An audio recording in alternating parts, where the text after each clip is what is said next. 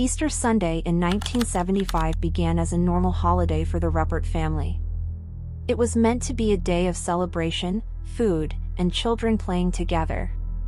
Instead, it turned into a nightmare that would later be remembered as the deadliest family massacre in American history. What happened inside a quiet home in Hamilton, Ohio still raises a disturbing question. How did a man described as modest and harmless end up murdering 11 members of his own family? To understand how that day unfolded, the story must begin years earlier. James Urban Ruppert was born on March 29, 1934, to his parents Charity and Leonard Ruppert. He grew up in Hamilton, Ohio with his older brother, Leonard Jr. From the outside, the family appeared small and ordinary. Inside the home, life was far from normal. Leonard Sr. was known for having a violent temper. The household was tense and unpredictable. Childhood for both boys was marked by fear, but the treatment they received was not equal. Charity showed favoritism early on. She openly favored her older son, Leonard Jr., who was brighter, more confident, and outgoing. James, the younger child, grew up in a hostile environment. He was often told by his own mother that she wished he had never been born because she wanted a daughter instead. Those words stayed with him. Growing up without affection deeply damaged James's self-confidence. He became withdrawn and isolated, slowly turning into a loner. He struggled to form connections and learned to stay silent. Neglect followed him in other ways as well. Leonard Sr. insisted on keeping chickens around the house, even though James developed a serious allergy to feathers. Despite his condition, his parents showed little concern and kept the chickens anyway. When James was 12 years old in 1947, his father became seriously ill and soon died from tuberculosis.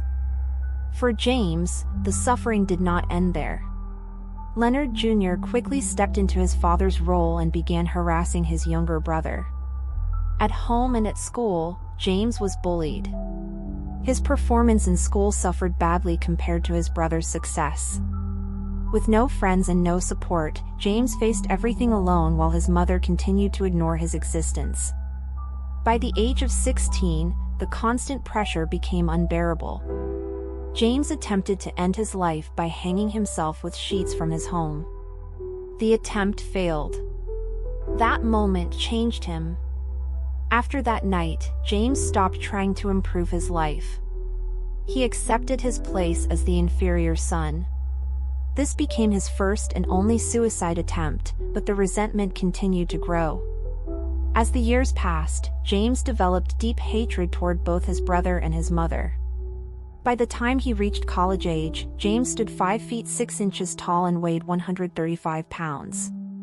He spent 2 years in college before dropping out. Once again, Leonard Jr. surpassed him, graduating with a degree in electrical engineering with full support from their mother.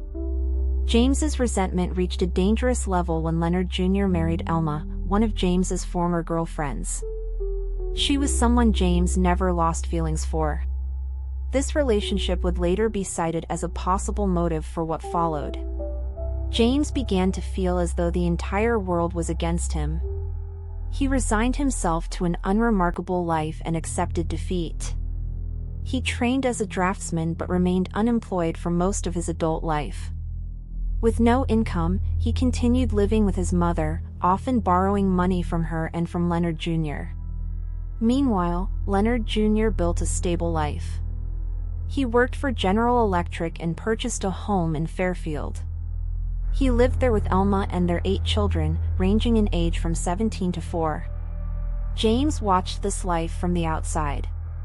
Over time, frustration turned into obsession. James developed an interest in guns.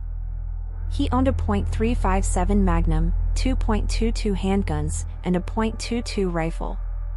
2 habits became ritual: drinking and target practice. Alcohol became his way of coping with the toxic environment at home and numbing his feelings of inferiority. As he grew older and remained unemployed, Charity became tired of his drinking. She threatened to evict him unless he paid rent. James had no money.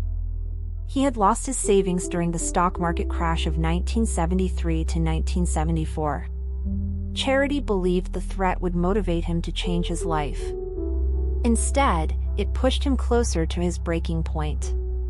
While purchasing ammunition, James asked about silencers, though he did not complete the purchase. On March 29, 1975, his 41st birthday, James was seen near the Great Miami River shooting cans. This later became an important detail for prosecutors. That night, James went to the 19th Hole Cocktail Lounge. There, he met Wanda Bishop, a 28-year-old mother of 5 who worked at the bar. James told her that his mother planned to evict him if he did not find a job and pay rent. Charity had told him that if he could afford drinks, he could afford rent.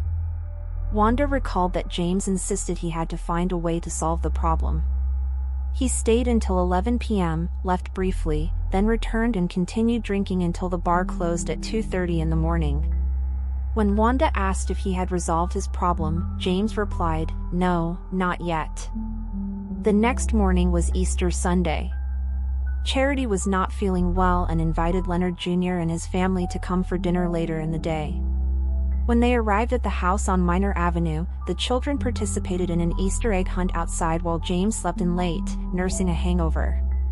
By 4 p.m., everyone had moved inside. Charity prepared sloppy joes while Elma helped in the kitchen.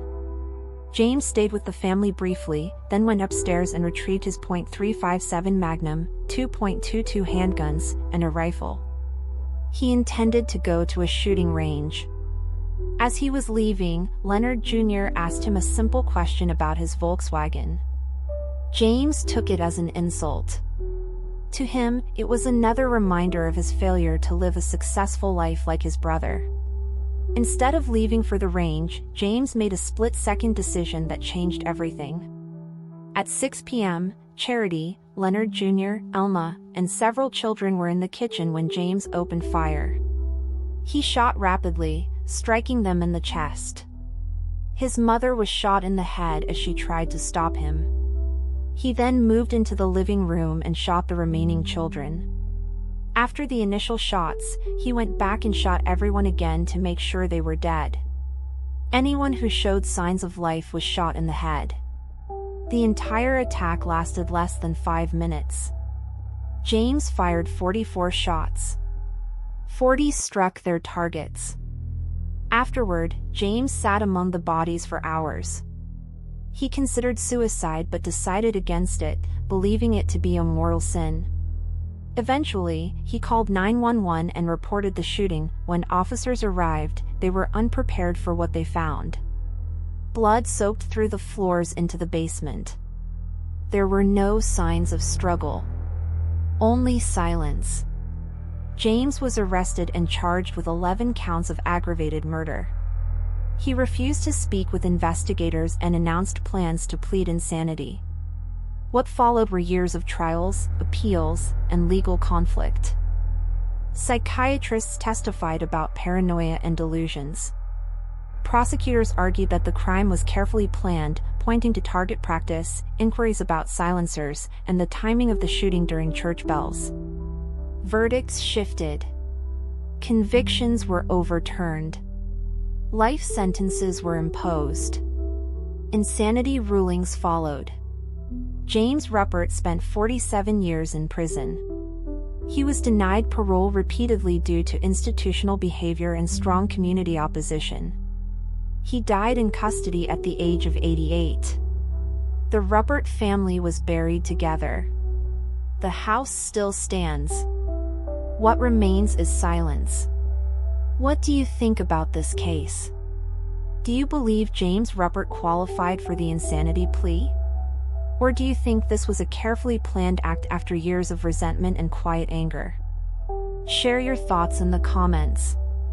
If you want more true crime stories told slowly, respectfully, and without sensationalism, subscribe to the channel. Turn on notifications so you do not miss future cases. This is the final silence.